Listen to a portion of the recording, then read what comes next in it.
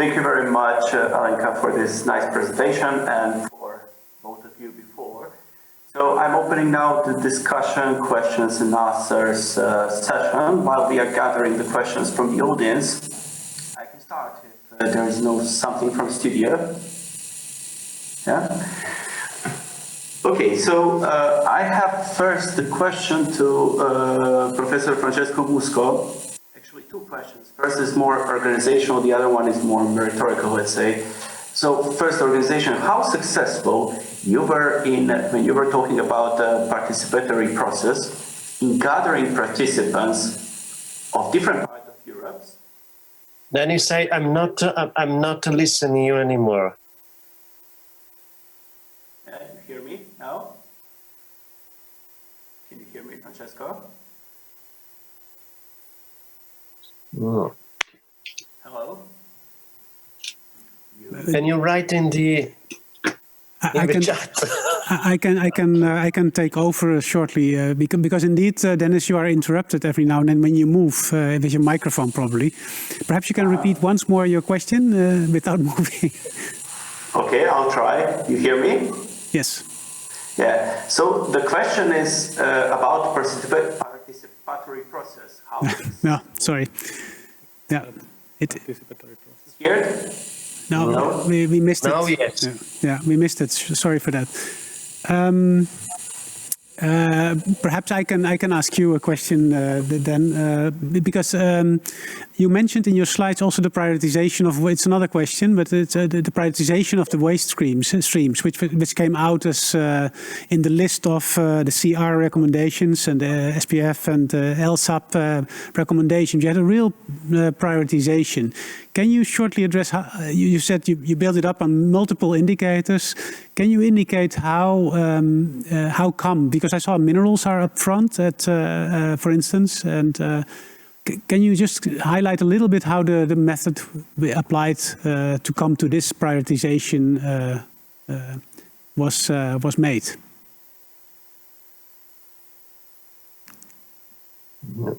No.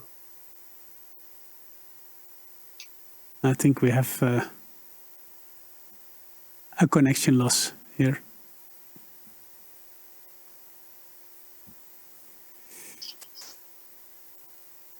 Okay, shall we then, perhaps, Alenka, do you hear us still? Yes, perfectly, okay. Thank you. We try to manage with some technical difficulties at the main time regarding Dennis and Francesco.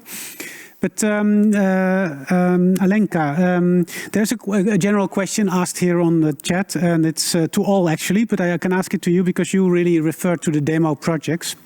It is about how would these projects concretely address on specific mainstreams of waste prevention, except for the awareness of citizens. Yeah, and in our case, when we are building 3 types of the project construction works in 3 countries. So in Slovenia, North Macedonia, and in Spain. And these are road construction, revitalization of degraded area, and the construction of the small facilities, so kind of the building. And these demos are not just used for the awareness raising, but they are also to go through the whole process of the waste collection, of the waste selection, I would say, recycling, and then development of different secondary raw materials construction products and their use. And this is not just from the technological point of view, but also from the legal point of view, from, like you said, from the social acceptance, so also from the acceptance of the environment. And we met many issues not many issues, but we met some issues in this case. And also it is used because I said everything is going around our Cinderella one-stop shop service. So it's also used for the promotion and the selection and for the testing this one-stop shop service together with these large-scale demonstrations. Yes, and so I get that, but would it also, I mean, the scale up, how could you secure that? How do you think that can be secured, the lessons learned for this larger, let's say, effort, for the effort of the addressed waste flows? Yes, I mean, I hope that similar as in every European project, we have this part with we like that the lessons learned and also the products which we develop and technology which we develop. Maybe this is something which I really didn't focus on in my presentation, but these are really new materials which are developing. So they will be exploited, and we have also industry involved which will use these products, and so these demos will really be alive later and can be served maybe kind of as a living lab, as you mentioned in the REPAiR projects. Yeah. So they create markets as well. Huh? I mean, for circular, they make a supply of secondary recovered materials. Okay, thank you. Perhaps Alex, you have a question for Hans Christian Christensen. By the way, Hans Christian Christensen, we saw all the slides very well. Huh? So there was this technical difficulty that you didn't see your own slides, but we were able to follow your speech with the slides. Yes, I've seen on the chat, so I'm happy about that at least. Thank you. Alex. Yeah, I do have a question, because I found it also very interesting that you found out that the citizen awareness and that the citizens are actually front runners, if you so. So they are ready. I was wondering where did you see then rather the barriers in the process? Because very often it comes up that but people don't separate or don't like to separate and so on. But according to what you presented us, that seems not to be so much the problem. Yeah. I think it's a general awareness among citizens in Europe, not only in the 4 cities, that people are getting more and more knowledge about materials that we will have to look for the globe, not just to waste the globe and then throw it out. So that's part of it. So I think it's a part of a common thing that is coming up.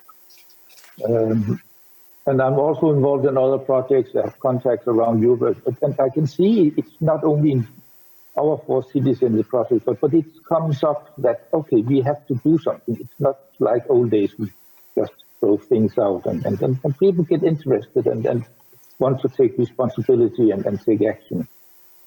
And as I said, the big problem is most often that if of Copenhagen, we have some 700,000 inhabitants. We cannot actually involve it. So that's one of the challenges, that if we get more and more information from our side to them, we will not get at all that. Copenhagen, we have some get something back from them. We can make inventories and so on, and go up on the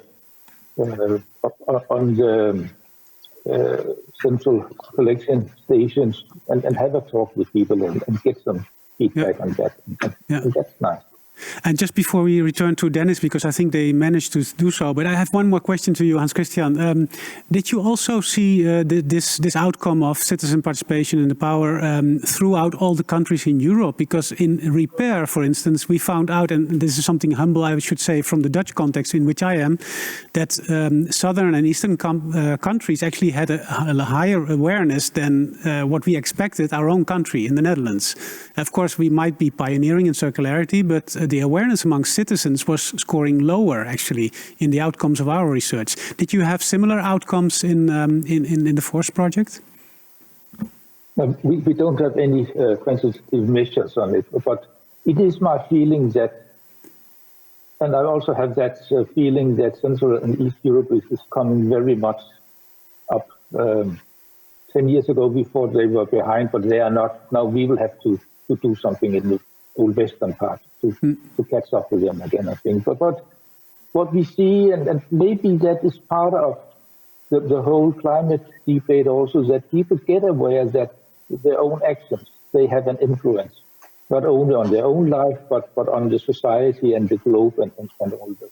So in that way, maybe they are not so much aware in the Netherlands and express that, but still you have a very high awareness about the climate, and you use bikes and all that. So in that, it's also how you ask people. Is it your waste bin or is it your daily life here? do something about. Yeah, indeed.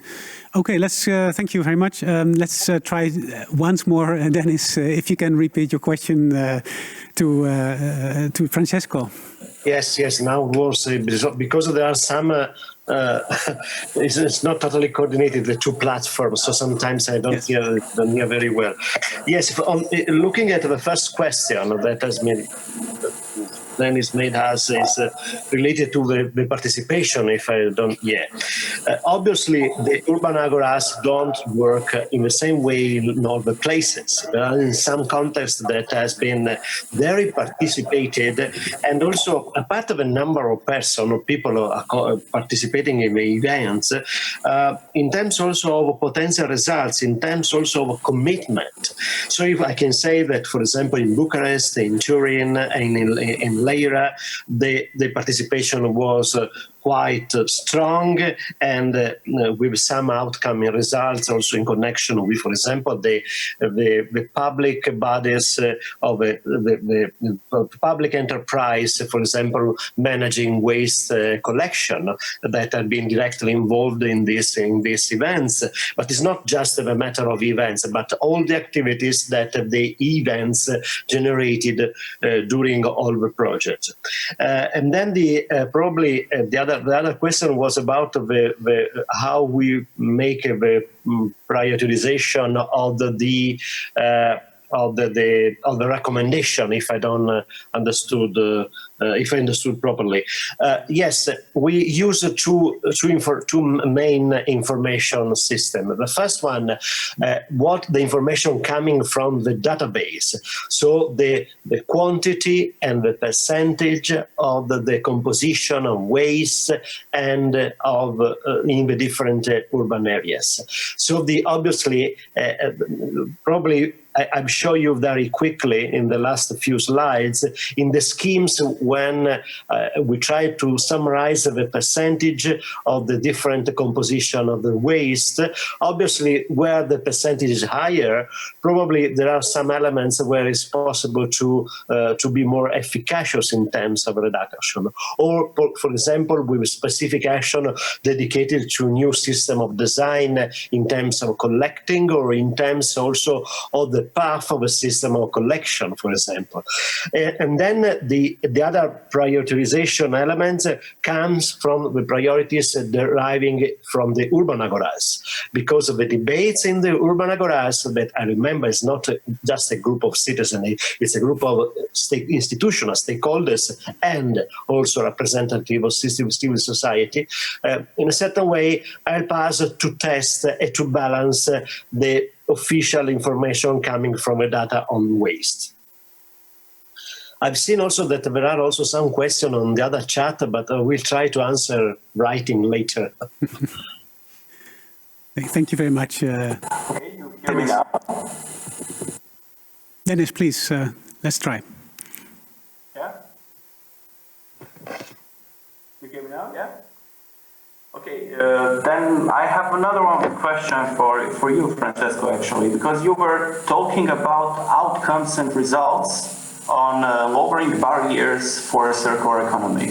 So my question is actually, what is or what are, in the opinion of Urban Wins, the largest barriers for a circular economy? I missed the last sentence, Dennis. What are, in the opinion of Urban Wins, the largest barriers urban? Sorry, for a circular economy? The barriers for a circular economy. Yeah. The barriers. Yeah. So, what are the barriers in from the perspective of Urban Wins? Okay, sorry. The barriers, well, obviously, there are some elements that already emerged in the discussion this morning. The first aspect that we can consider is the separation on the activities of the local authorities, because when we started as urban planners, in particular with a group of Venice, collaborating in the project, at the very beginning, the perception of urban space was very limited at the very beginning of a project, because of the idea of different partners and also of some local authorities was that waste management was just a technological problems to be solved with some new technologies or new system. During the project, instead, we tried to overcome some of these limits, convincing that local authorities involved in the project that some aspects were relevant also in the collaboration among sectors. But for us, is something very normal. But in many contexts, probably some of the colleagues already mentioned this. The difficulties to put together at the same table the urban policies department with environmental policies department, with a waste management enterprise working for the municipality, is not so easy, or maybe could be also easy in terms of very light collaboration. When you try to convince them that spatial dimension is very relevant, the relationship between the different sectors is relevant to make a sort of increase in terms of results, maybe is some of the barriers that we pointed out during the project. In some cases, we succeeded to overcome, to solve problems. In other cases, obviously, the ordinary activities of organization of the municipality, we will try to solve later. Very well, thank you. That's very clarification. Unfortunately, we run out of time, but I would really like to thank all three of you for sharing your outcomes and in some cases, like Cinderella, midterm kind of status quo. And I think this is very valuable, not only let's say to the community who is interested in circularity, and but also to the European Committee and the Commission, which of course are, let's say, setting up the agenda of the coming years. And you can already see that there's a lot of crossover findings, which also needs for continuation in implementation as well as in research related to it. So thanks again, the three of you. We had a couple of technical challenges to overcome, but that's we all know that's the context of today everywhere. But I think we managed to overcome it and to have a nice session. Thanks a lot, and we will step to the next chapter in our program. Thank you. Thank you.